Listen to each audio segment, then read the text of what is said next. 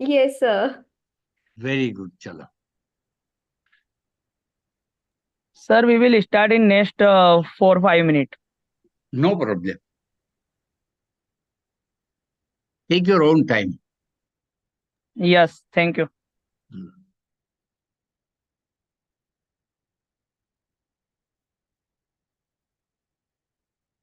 Hmm. Okay. बरोबर ते आहे बरोबर.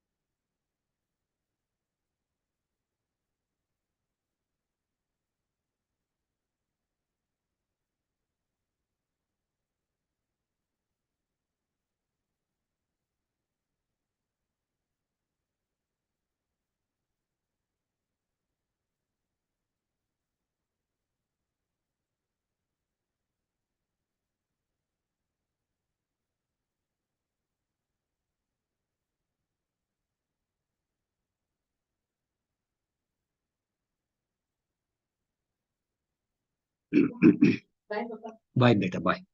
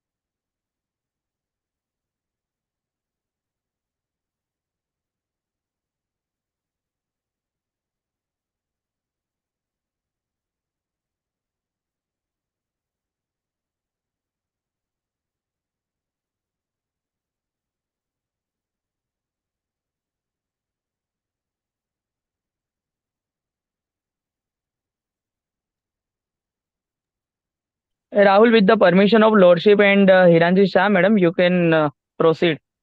Okay, All right. thank you. Yeah. Good morning to one and all present here. I am Rahul Kumar, coordinator of this event. I welcome you all on the behalf of Sambhav Initiative in the second day of two-day national online seminar workshop on civil law. Today we are privileged and honored to have our own head and patron, Chief Honorable Justice C.K. Thakkar sir, former Judge, Supreme Court of India. Before starting the session, please follow some webinar etiquette.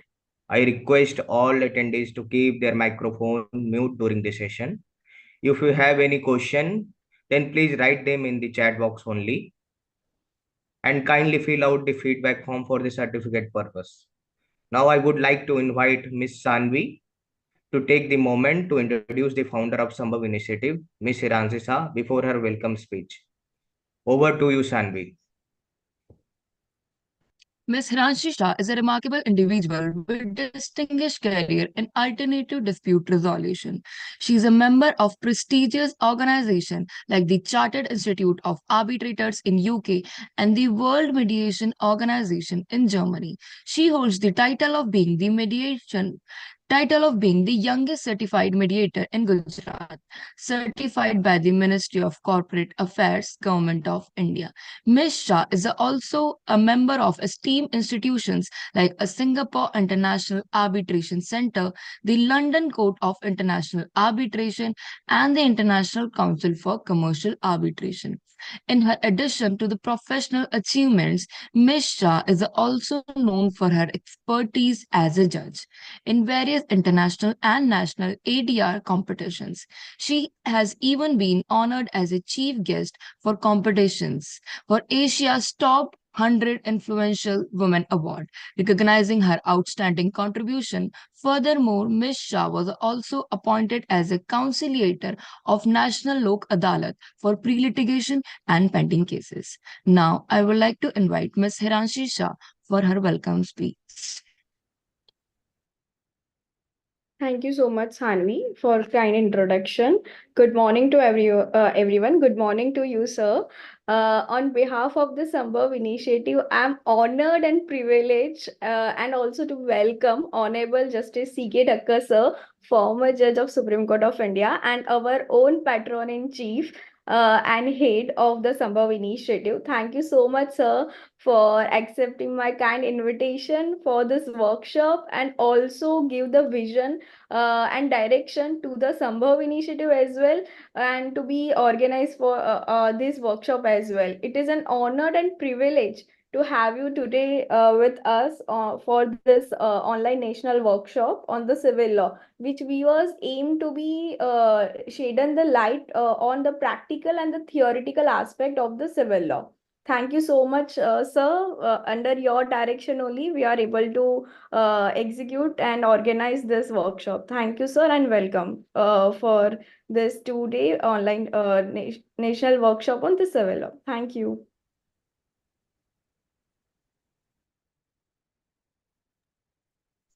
Thank you, ma'am, for a welcome speech. Now, I would like to invite Mehak Soni, Research Department member of Sambhav Initiative, to introduce Honorable Justice C.K. Thakkar, former Judge, Supreme Court of India. Over to you, Mehak. Thank you, Sanvi. Ladies and gentlemen, it is with great honor and privilege that I stand before you today to introduce the distinguished Honorable Justice C.K. Thakkar, sir. He is retired Judge of Supreme Court of India. He was born on November 10th, 1943 in Mandir near Porbandar, Gujarat, India. After taking primary education at Mandir and Madhavpur, he graduated from a college in Junagadh and obtained a Bachelor of Law from a law college in Jamnagar. He also obtained a Master of Law from Gujarat University and began practicing in 1968 in High Court of Gujarat. He was elevated to Judge of High Court of Gujarat on 21st June 1990. He was further promoted to Chief Justice of High Court of Himachal Pradesh, Shimla, on 5th May 2000 and transferred to Chief Justice of High Court of Judicature at Mumbai on 31st December 2001. He was appointed as a Judge of Supreme Court of India on 7th June 2004. He was also acting governor of state of Maharashtra from July to October 2002. Justice Thakkar sir has written several law books such as Lectures of Administrative Law and Code of Civil Procedure, which remains a standard textbook for law students in India for more than 25 years. Please join me in extending a warm welcome and heartfelt gratitude to Honorable C.K. Thakkar sir. We are honored to have you over here, sir. Over to you, sir. Very good morning to all Sambhav friends. I am extremely happy to be with you today. Now, as far as Code of Civil Procedure is concerned, before several years, Honorable Mr. Justice Chagla, Chief Justice of Bombay, High Court of Judicature at Bombay, he said that the more you study the Code of Civil Procedure, the more you realize what an admirable piece of evidence it is, admissible piece of legislation. In a lighter way, or to understand its scope and perspective in proper manner, it is said that if you want to practice on civil side, then treat and consider civil procedure as Gita. You must have some knowledge with regard to worldly affairs, etc., etc. And then it is said that you will get all those lessons, all those preachings in Bhagavad Gita. Similarly, if a student who wants to become a lawyer and wants to start practice in civil litigation, Code of Civil Procedure is compulsory and indispensable. So unless you study Code of Civil Procedure, you will not be a good lawyer, neither at trial court level, nor at appellate court level, nor even the highest court. Now it is said, and to some extent the criticism is not wrong also, that after the Constitution came into operation in 1950, and several high courts and Supreme Court, they are concerned either with fundamental rights or with other rights, but Article 226, 227 or 32 directly, the students, lawyers, and even judges also, they have not taken proper care with regard to Code of Civil Procedure. It is true that as far as pleadings in civil courts are concerned, in civil matters, constitutional courts and particularly writ courts are not bound by them. True, no doubt about it. But you must be aware of the fact that fundamental and basic principles of law laid down in Code of Civil Procedure cannot be forgotten, cannot be ignored, cannot be kept aside. So you will have to bear in mind all those principles. And as, again, I may say, as Chief Justice Chagla has said, what a marvelous piece of legislation. Say, for example, pleadings with which we are concerned today. Order 6 deals with pleadings. And look at the provisions. Look at the fundamental principles. Fundamental principles are that you must state facts. Material facts. Look at the distinction between material facts and particulars. Two expressions have been used by Code of Civil Procedure. Material facts are those facts which are material, which are fundamental. The expression itself says they are material facts. They are fundamental facts. They are basic facts. Those facts must be shown, must be stated, and must be apparent in your pleading. So facts must be stated, and those facts must be material facts. Again, facts and not material facts, particulars, etc., are not necessary. Then facts and not law. Now, in several pleadings, particularly at writ level and in other pleadings, other tribunals also, they say that in so-and-so case, it has been held as so-and-so. As far as Code of Civil Procedure is concerned, it is stated that no, you should not state facts, material facts, facts and not law, and it must be in precise form also. So it is not that lengthy. Many a time it happens that you repeat and repeat everything. It is not expected of a good advocacy or good pleading. Material facts must be stated, facts and not evidence. Again, facts are different, evidence is different.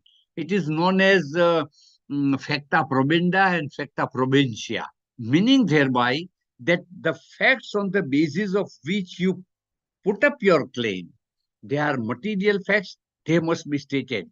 But how you will going to prove your case, leading of evidence, method or manner in which it is to be proved, it is not necessary. Another party also cannot cannot insist or cannot request even the court that the opposite side must give it. It is not necessary, and it should not be given. On the contrary, a good lawyer will keep in mind that material facts are stated. As far as evidence is concerned, I will prove. It is my duty, and I will obviously not disclose it to the other side. Because if it is disclosed, obviously the other side will also prepare in counter to this. So material facts must be stated and evidence need not be stated. Another important fact with regard to pleading is amendment. You must be aware that particularly Rule 17 of Order 6 provides for amendment of pleading. First and fundamental principle with regard to amendment is that all amendments must be allowed unless it will cause prejudice to the other side.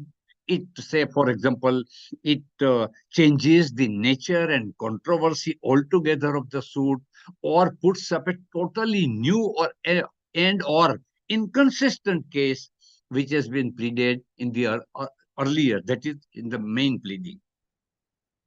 So every lawyer and every judge, and particularly at a grassroots level, must be conscious about the pleadings, about the fundamental principles of amendment, and what is to be done, what is not to be done.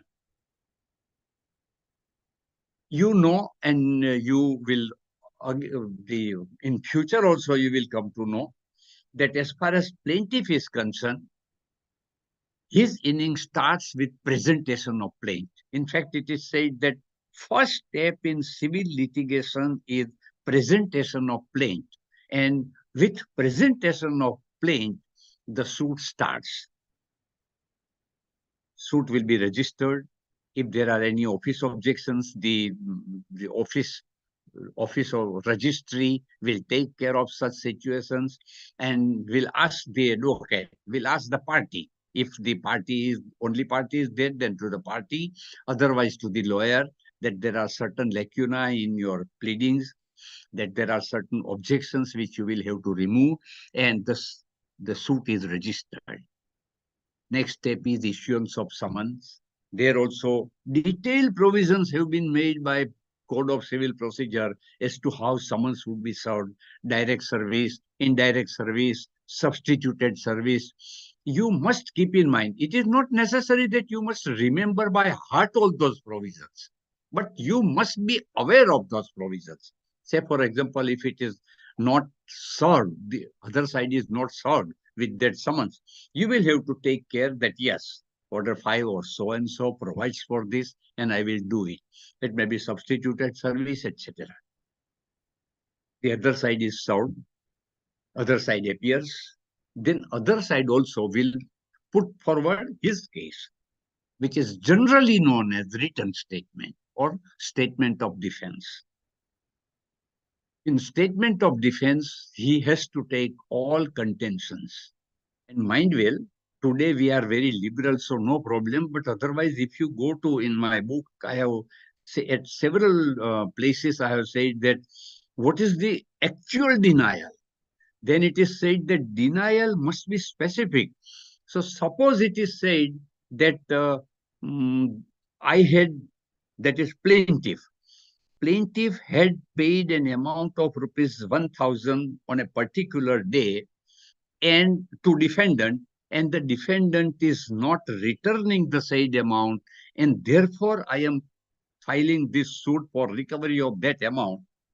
It is said that it is not true that what is stated by the plaintiff and that suit must be dismissed. No, you will have to say that it is denied that I have,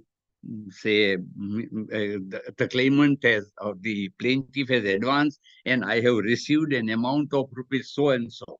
Because if you do not say that 1,000 or 10,000, then impliedly it may be argued. Nowadays we are very liberal, so not much problem. But it can be argued that yes, if he has said that I have not received an amount of rupees 1,000 or 10,000 as alleged or as asserted by the plaintiff, it may mean that less than that amount, more than that amount, part of that amount might have been received by him.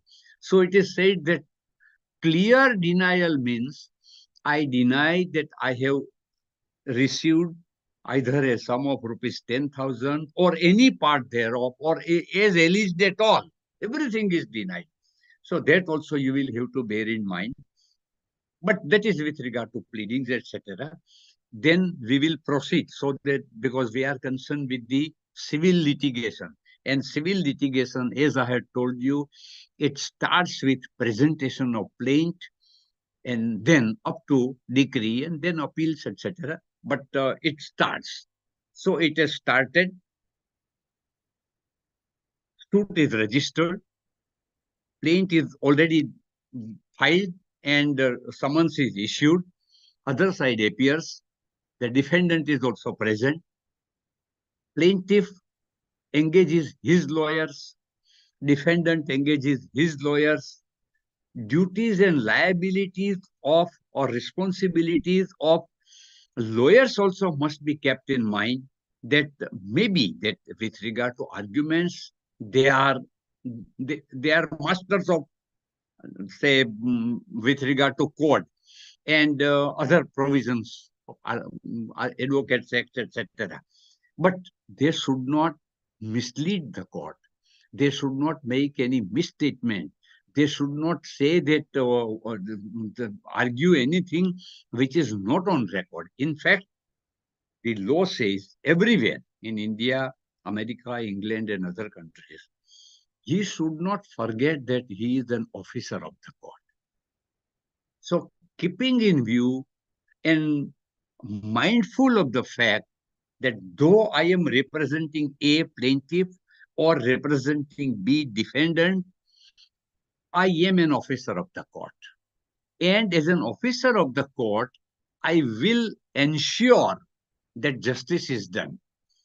I will defend the case of my client, or I will try to prove the case of the plaintiff for whom I am appearing, without misleading the court, without expressing any opinion which goes contrary to the record, which goes, what was stated in the pleadings is not there. No, you should not. Then, after the pleadings are over, issues are framed, and that is also a very important part, mind well. When issues are framed, something is stated or asserted or alleged by the plaintiff or one side, and defended, denied, or obstructed, opposed by the other side will become issue. So suppose the plaintiff says that the property which, in respect of which I am claiming my share, 1/2, 1/3, 1/4, is an ancestral property, Hindu undivided joint family property. And the other side says that it is not true. Defendant says it is not true. A specific contention must be taken that it is not true that the property in question is coparcenary or undivided family property. on the basis of such a, similarly with regard to other contentions also, issues will be framed. Mind well, issues also, it is a part of process of administering justice. So it is, though it is the duty of the court that proper issues have been framed, normally assistance and help of both the sides, lawyers of plaintiff side as well as defendant side, is also called for, is also sought. The reason is that proper issues are framed. It is quite possible that sometimes proper issues are not framed. It is also possible that sometimes the burden of proof, which is obviously it is on the parties. If the case of the plaintiff is that I am entitled to a particular relief, burden is on him. That is on the plaintiff to prove it. If the defendant says that no, I am not liable because of certain facts, because of certain circumstances, because of a provision of law, then obviously it is on, burden is on him to prove it. But again, the court will here also apply its discretion and will try to see that proper justice is done without being, say, completely forbidden by law, or unless there is a specific provision. So issues will be framed. The court will thereafter allow both the parties to lead evidence. Very important provision was made after the amendment with regard to leading of oral evidence. See, you must be aware, probably only in some law students who are in first LLB or second LLB or third LLB may not be knowing. But otherwise, you will be knowing, you will be aware that as far as examination in chief is concerned, earlier it was in open court. So as soon as the trial starts, the plaintiff will enter into witness box. And it starts from day one and from the beginning of the case. What is your name? What is your case? Which also took sometimes several hours also, and sometimes more than one day. The legislature thought it fit that as far as examination in chief is concerned, virtually what is stated by him is normally as reflected in plaint.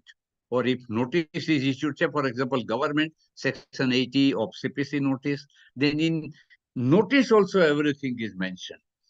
And it is better that such time should be saved. That is why nowadays, after the amendment, you must be aware that as far as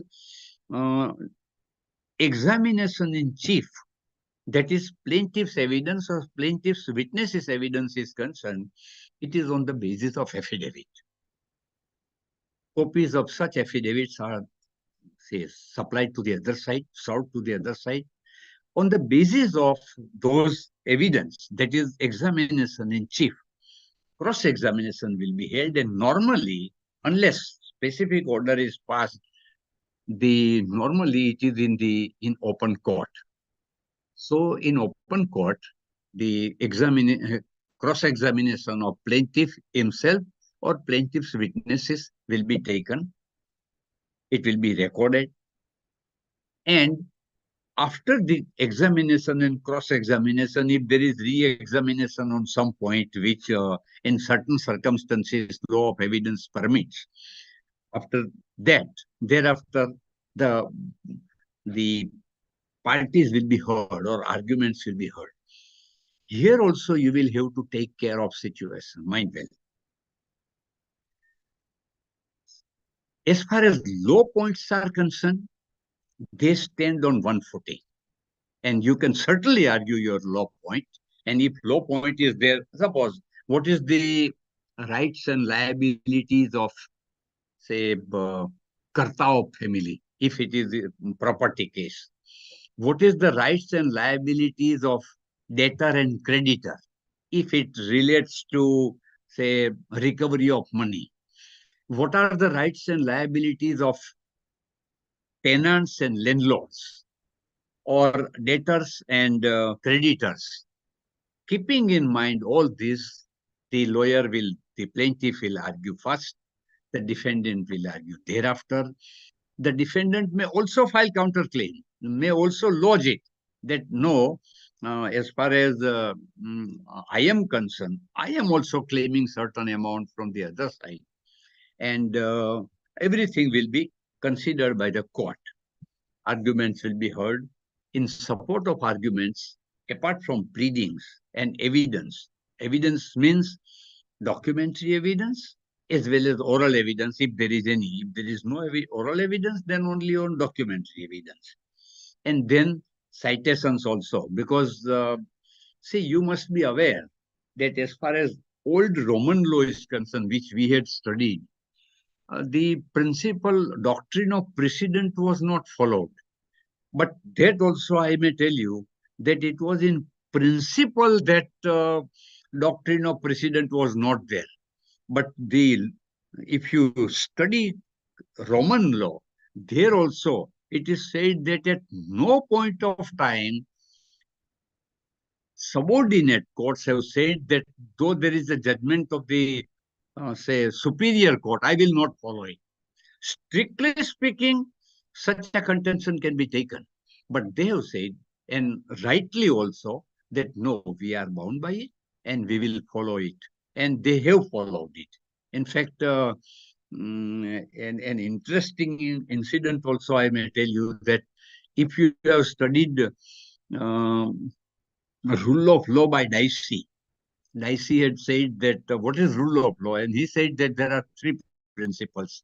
First is supremacy of law. Law is supreme. Law is sovereign. True. There is one. No one can say that Dicey was wrong. Then second, he said that equality before law. All are equal before law, and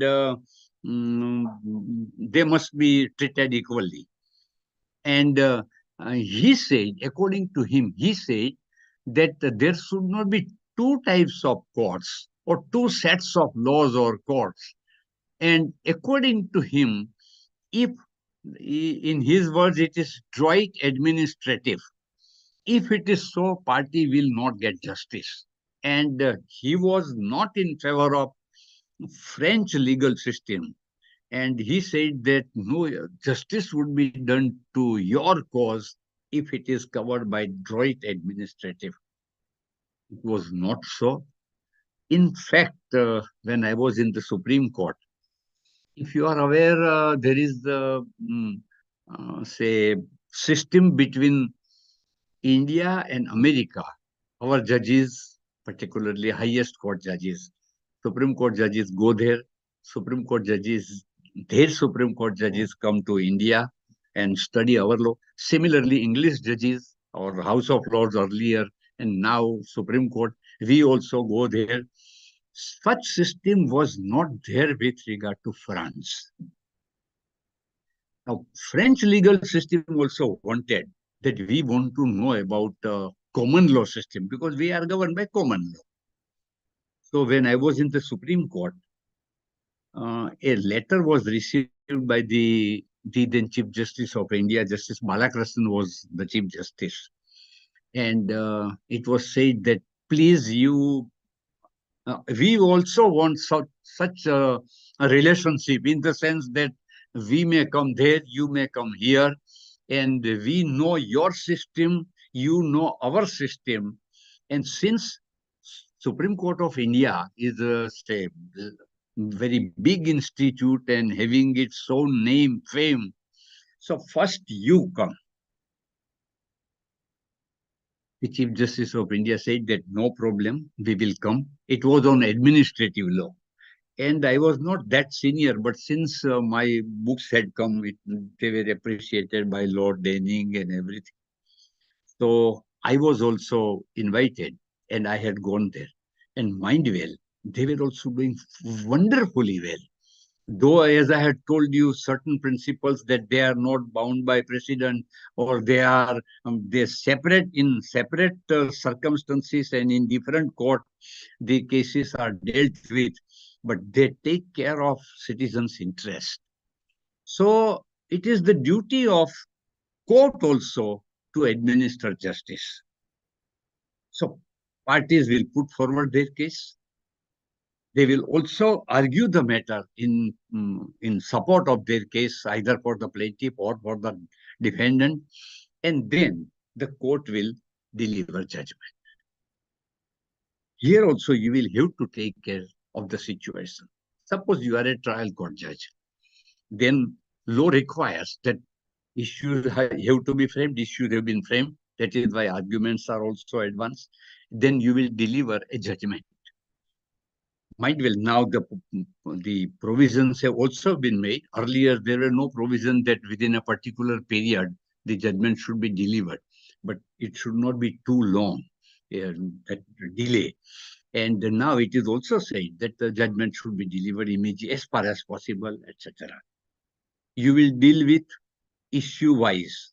You will record your finding. In support of your finding, in support of your conclusions, you will give your reasons as regards statement of fact and this plaint, statement of defense or written statement, evidence if any, documents if any, you deal with and record your finding. On that basis, decree will be passed. Again, it will be subject to appeal, because it is said that nobody can say till today, a judge, in one judgment it is said, a judge who has never committed a mistake is yet to be born. So we commit mistake. We are ultimately human beings. It is quite possible, and mind well, honestly, according to me, this should be the final outcome. According to you, it may not be so. And you may not be wrong. It is quite possible. So it is said, and that is why in one judgment it is said that one right of appeal is almost a fundamental right of the aggrieved party. Fundamental right, not in part 3 as we said in Constitution of India, but fundamental rights means basic right. So a person who goes to a court of law as plaintiff, if he loses, obviously he has right to file and he will file appeal. If he succeeds, it is the defendant who is aggrieved by it, and defendant will also file an appeal. As far as civil procedure code is concerned, you must be aware that it is 95, 96, 97, 98, etc., etc. And Order 41, Memorandum of Appeal and what. As far as first appeal is concerned, scope is extensive, very broad, large scope. And it is said, you must have come across this expression also, that appeal is a continuation of suit. Continuation is, there is no continuation because decree is already passed, judgment is already delivered. Now what is continuation? Continuation meaning thereby that it is, appeal is part and parcel of the process which has been undertaken in suit. It is continuation of suit in the sense that all points, all contentions, all objections which were available to the party, or which points which could be argued before the trial court, either by plaintiff or by defendant, are again open in the first appellate court.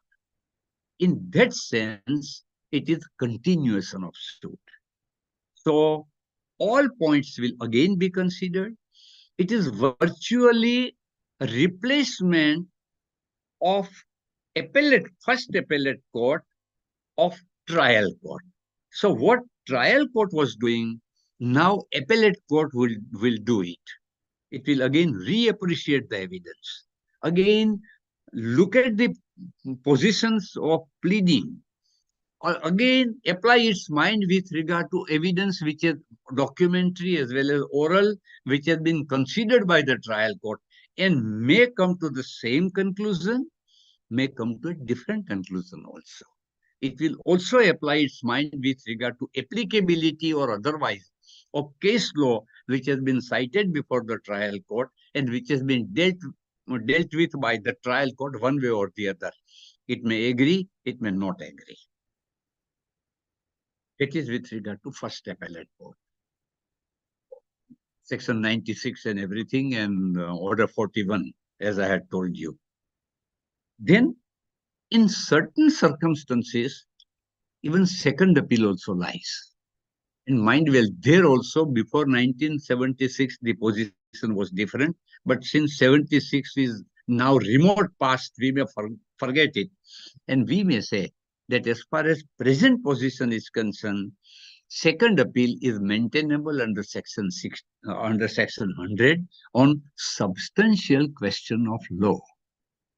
Only thing is that substantial question of law means not as contemplated in the constitution or constitutional courts or jurisdiction under 226, 227 and 32, 136, that it is substantial question of law interpreting provisions of the constitution, etc. No.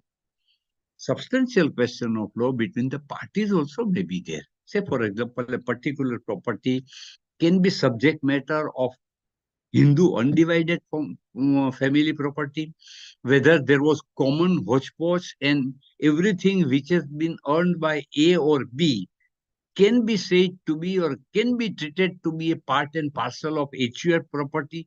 These are all substantial questions. So, on the facts of the case, considering the fundamental principles of Hindu law, in certain circumstances, the court has also allowed aggrieved party, to file revision. Revision is under section 115. The scope was very wide when the code was enacted. Thereafter, slowly, the scope is curtailed. And now it is very much restrictive. Only thing is, and which in fact it is said also that sometimes it is not properly used. Whenever a revision does not lie under section 115, normally the lawyers will invoke jurisdiction under the constitution. You must be aware that as far as jurisdiction under the constitutional law of India or constitution is concerned, it is not conferred by any act. It is not conferred by legislature. It is conferred by by framers of the constitution under the constitution.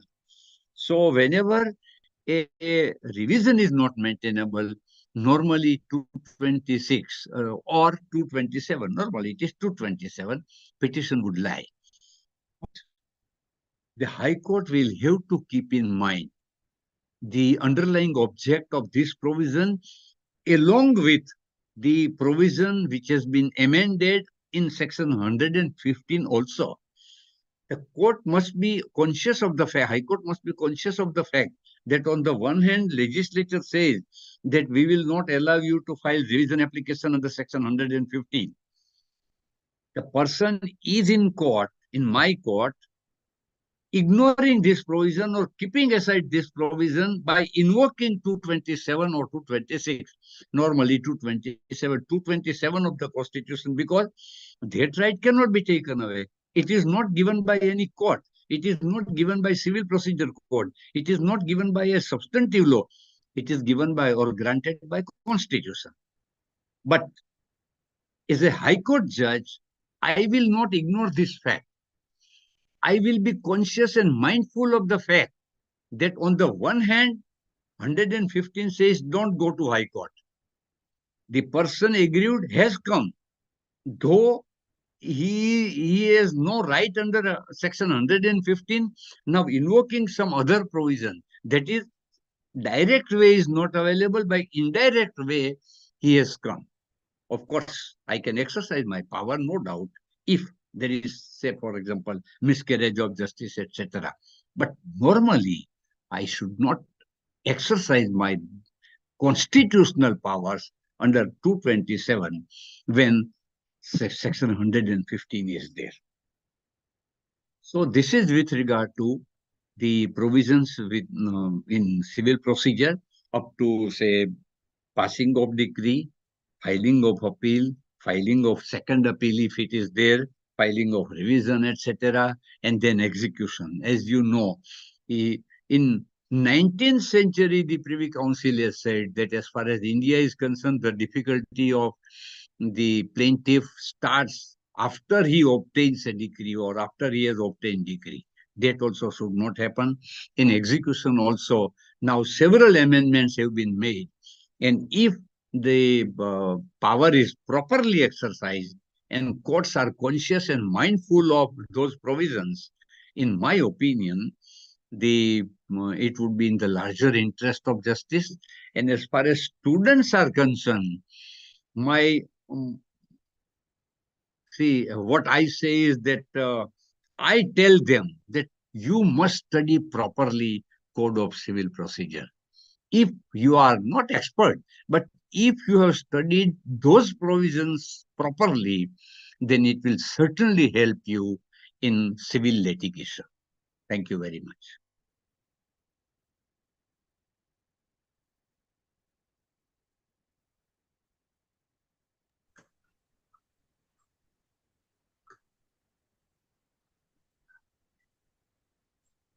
Yes, any question or anything?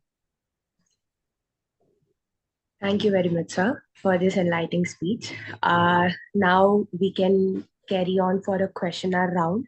Sure, sure.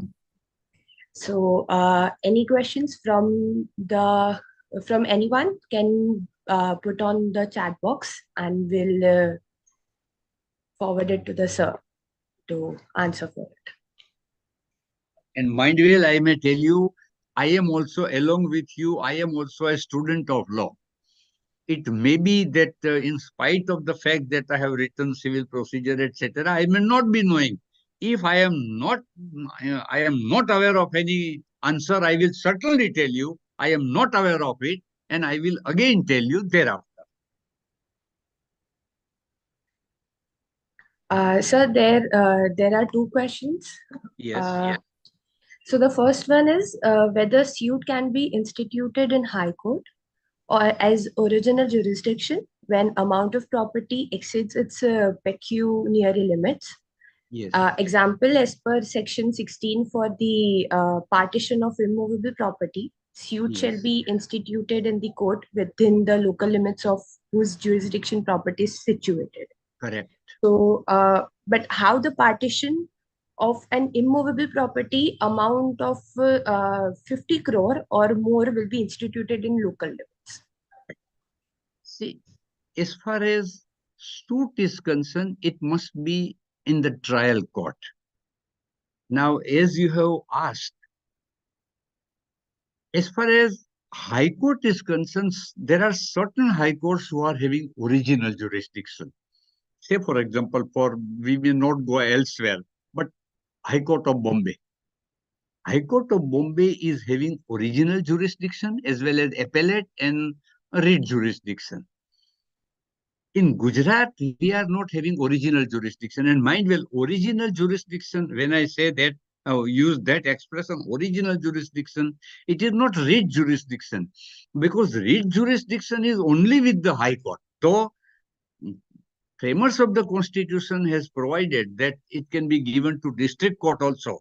You may be aware of that provision or may not be aware. But up to today, it is with the High Court or Supreme Court under 32 or 226. So, except writ jurisdiction, if the High Court is having original jurisdiction like Bombay, then suit can be instituted in that court. Otherwise, it will be in trial court. And trial court also, as it is said, so and so amount, etc. There are notifications under the relevant statutes, Civil Courts Act, say for example, Bombay, with which we are also governed now, we are having Gujarat. On that basis, it may go before civil judge junior division, civil judge senior division, etc. As far as immovable property is concerned, section 16 is there in the Code of Civil Procedure, that where the property is situated. So if it is situated in the jurisdiction of a court, maybe that the person may be residing within the jurisdiction of B court, C court. But if it relates to immovable property, then the suit will lie there only. Thank you, sir. There is this another question. Can CPC provision be used in criminal cases such as Domestic Violence Act 2005? Yes. See, these are, mind well, there are fundamental acts or say basic laws, and there are other laws also. When I say basic laws, in criminal law, it can be said mainly, apart from, I am not saying completely, but by and large, we are dealing with Indian Penal Code. Now probably the name is Bharatiya Nyaya Sanhita. So it is Indian Penal Code, substantive law, but there are certain other laws and substantive laws also, dowry prohibition or prevention of corruption act, and several other laws. Now, their specific provisions have been made with regard to jurisdiction of courts also. Say, for example, corruption, what is the Prevention of Corruption Act, etc. Their courts are defined. And in this specific courts, the proceedings can be initiated by the authority or by the party. Thank you, sir. We will take two more questions, and due to contingency of time, the other questions will, if due to by your permission, we'll send it to you through mail, and if you can answer. Thank you. Thank you. No problem. So the question is, sir, are there any kind of limits in civil contempt of court proceeding in Court of High Court? See, as far as the High Court is concerned, you must have come across expression, I don't know, it is court of record. You must have heard about it, or you will hear in future. So, wherever a court is such court of record, it can initiate proceedings against the party or against lawyer or against any person who has committed contempt. Otherwise, proceedings can be initiated under Contempt of Courts Act.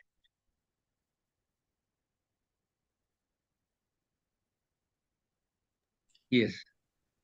Also, there is this question, is the CPC and Indian Evidence Act applicable to arbitration appeal filed in regular court under Section 34 of Arbitration Act? Yes. Now, as far as Arbitration Act is concerned, specific provisions have been made that strict rules of, and mind well, that is why I am insisting it, strict rules of evidence or civil procedure would not apply. It's virtually, it conveys two things. One, that you, before the arbitral tribunal or any other tribunals also, similar provisions are there. And if provisions are not there, then also, as a general principle of law, strict rules of Code of Civil Procedure, strict rules of Indian Evidence Act will not apply. But mind well, two things are very important. One is applicability of strict rules of procedural law, Evidence Act, Civil Procedure, etc., and fundamental provisions or fundamental principles of those acts. So in all cases, Supreme Court and other courts have also taken the view that strict rules may not apply, but at the same time, you cannot totally ignore the provisions, totally ignore the principles laid down thereunder. Hence, in many cases, it is said that if, say, for example, principles of natural justice have been violated, then in that case, the tribunal will also not allow you to go. Tribunal also must insist that you will comply with such provisions. So you will have to draw a line. Strict rules, they are not applicable. Fundamental principles laid down therein would be applicable. So keeping in view that fact, you may proceed with your case. Thank you so much, sir. Every of your question answer and every of your speech was very helpful to all with your practical examples too. Now, I would like to invite Ms. Hiranshi Shah, the founder of Sambhav Initiative, to deliver a vote of thanks for today's event. Over to you, ma'am. Thank you so much, sir. It was a very wonderful session. So with that, on to the all honorable dignitaries, team members, and the ladies and gentlemen, it gave me an immense pleasure to express my sincere gratitude to Honorable Justice C.K. Thakkar, sir, former Judge of Supreme Court of India, and our own Patron-in-Chief for sharing his invaluable knowledge and always provide their support not only to the Sambhav but organize this kind of workshops. So thank you so much, sir. That is very helpful to the going to be helpful to the audience for this. And I would also like to express my gratitude to Justice Emma Shah, former Judge of Supreme Court of India and patron of Sambhav Initiative, and all other governing board members for their invaluable advice and the support to the Sambhav Initiative and also for this workshop. I would also like to thank you to all attendees for giving up their valuable time and join us for this workshop, and with the help of those people as in for the teammates. I would also lastly to say thanks to all team members of the Sambhav Initiative, that Jan, Jatayu, Mahek Soni, Rahul Kumar, Sanvi, and our technical supporting partner Ishan for their outstanding work. Thank you so much, everyone, and thank you so much, sir. Due to your support and vision only, we are able to be organize this 2-day online national workshop on civil law, and by this, we are ending this 2-day session. So thank you so much, sir, Thank and thank you. you, everyone. Have a great day ahead. Thank you.